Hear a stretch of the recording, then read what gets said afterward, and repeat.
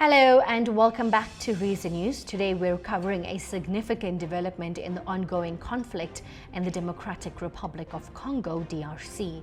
Congolese President Félix Tshisekedi and Rwandan President Paul Kagame recently met in Qatar, calling for an immediate ceasefire in the eastern DRC. Let's explore the context, implications, and what this means for regional stability. The conflict in eastern DRC has been fueled by decades of ethnic tensions, political rivalries, and competition for valuable natural resources. The M23 rebels, allegedly backed by Rwanda, have intensified their campaign, capturing key cities like Goma and Bukavu.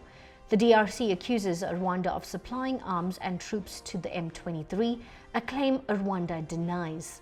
On March 18th, Presidents Tshisekedi and Kagame met in Qatar, facilitated by the Qatari government.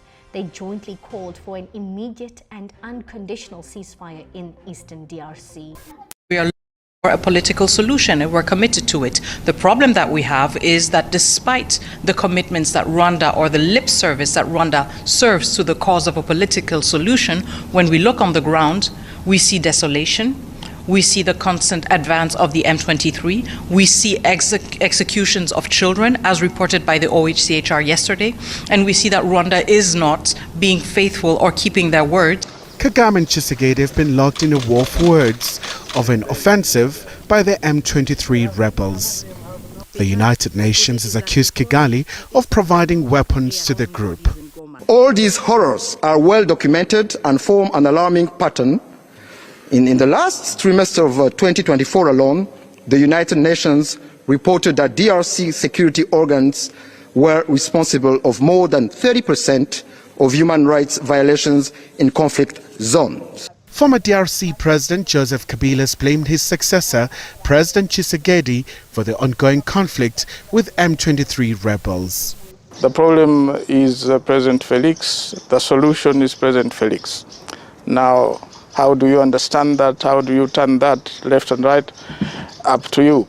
But critical decisions have to be made. And in critical times, you have to make critical decisions. And these are critical times for the Congo.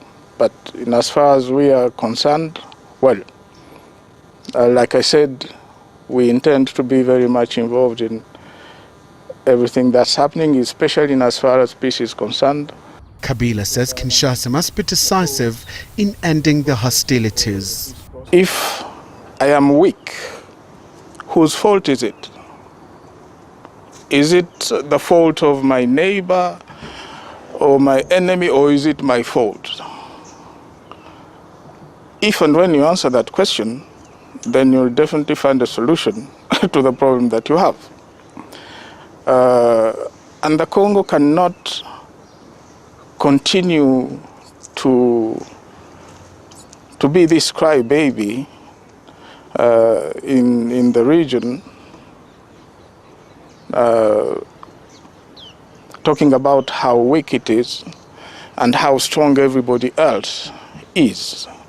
That, to me, is not the right approach. The leaders emphasized the importance of continuing dialogue to lay the groundwork for enduring peace. The European Union has imposed sanctions on Rwandan military commanders and M23 leaders, citing their roles in escalating the conflict. The EU claims Rwanda's military presence in DRC violates its territorial integrity. The UN Security Council has also condemned M23's advances and called for Rwanda to cease support to the rebels and withdraw from DRC territory. The ongoing conflict has resulted in one of the world's most severe humanitarian crises, displacing over 7 million people. UN experts have expressed alarm at reports of indiscriminate attacks and summary executions.